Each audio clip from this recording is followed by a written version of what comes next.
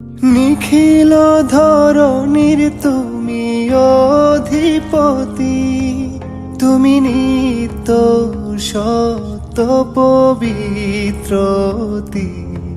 চির অন্ধকারে তুমি ধ্রুব জ্যোতি, তুমি সুন্দর মঙ্গল মহামহিম।